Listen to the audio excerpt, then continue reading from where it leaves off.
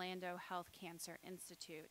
He's presenting an abstract that will be presented tomorrow in General Session 207 on local regional irradiation in patients with biopsy-proven axillary node involvement at presentation who become pathologically node negative after neoadjuvant chemotherapy. This is the first and highly awaited primary outcome analysis of the NRG Oncology NSABP B51 and RTOG 1304 study. Thank you, Thank you, Dr. Lothrop, and on behalf of my co-investigators, I would also like to thank the program committee for selecting our abstract and presentation for the press program. These are my disclosures. As we know, for patients who undergo upfront surgery, the benefit of adjuvant regional nodal irradiation, including the chest wall for mastectomy patients, and also when added to whole breast radiation for lumpectomy patients, is well established for patients with pathologically positive axillary lymph nodes. On the other hand, patients who present with axillary nodal involvement then receive neoadjuvant chemotherapy and are found to be pathologically node negative at surgery, or we call YPN0, we know that they have lower local regional recurrence rates compared to those who remain pathologically node positive based on retrospective studies.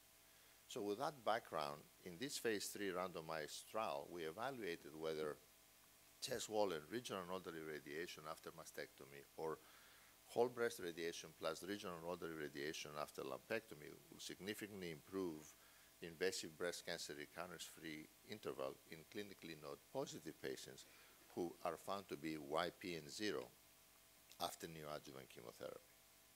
So this is the study schema: patients with clinical T1 to T3 N1 M0 breast cancer that had axillary node positive disease by fine needle aspiration or core needle biopsy, received neoadjuvant chemotherapy for at least 8 cycles, 8 weeks or more, plus anti-HER therapy if they were HER2 positive, and if they were found to be pathologically non-negative at the time of surgery, either by axillary lymph node dissection or by sentinel lymph node biopsy with or without axillary lymph node dissection, they were stratified by the type of surgery, hormone receptor status, HER2 status, adjuvant chemotherapy receipt, and breast pathologic complete response, yes or no, and then were randomized to the no regional irradiation group that we call no RNI, that included also breast radiotherapy if they had breast conservative surgery, but no chest wall radiotherapy if they had mastectomy, or to the regional nodal radiation group with breast radiation again after breast conservative surgery and chest wall radiation after mastectomy. The primary objective of the study was to evaluate whether chest wall radiotherapy plus regional nodal radiotherapy after mastectomy or breast radiotherapy plus regional nodal radiotherapy after lumpectomy will significantly improve invasive breast cancer recurrence-free interval in these clinical node-positive patients that become YPN0. And you can see here the secondary objectives: local regional recurrence-free interval, distant recurrence-free interval, disease-free survival, overall survival, and toxicity. The study was designed to have an 80% power to detect a 35% reduction in the annual IBC-RFI rate with a potential for 4.6% absolute difference in 5-year cumulative rate. Per protocol, final analysis was to occur after 172 events or 10 years after study initiation. Here we report this time-driven analysis pre-specified in the protocol. Definitive analysis was based on the intent to treat principle.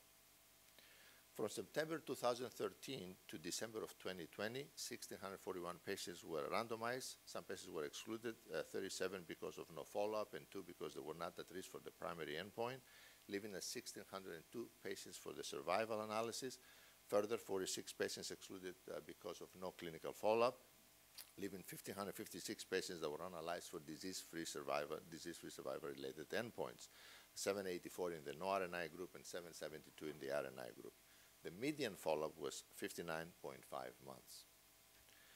Baseline characteristics were well balanced between the two groups. Notably, the median age is about 52 years. About 40% of the patients or so were under 50 years of age, and about 25% or so were 60 years of age or older.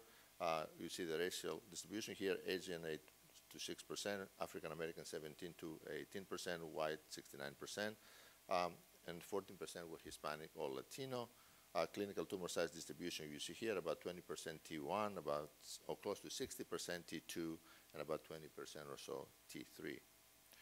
Also, when we look at tumor subtype, about 20% of the patients or so were triple negative, about 20% or so were ER/PR positive, HER2 negative, but 25% were ER negative, PR negative, and HER2 positive, and the remaining 30% or so were triple positive.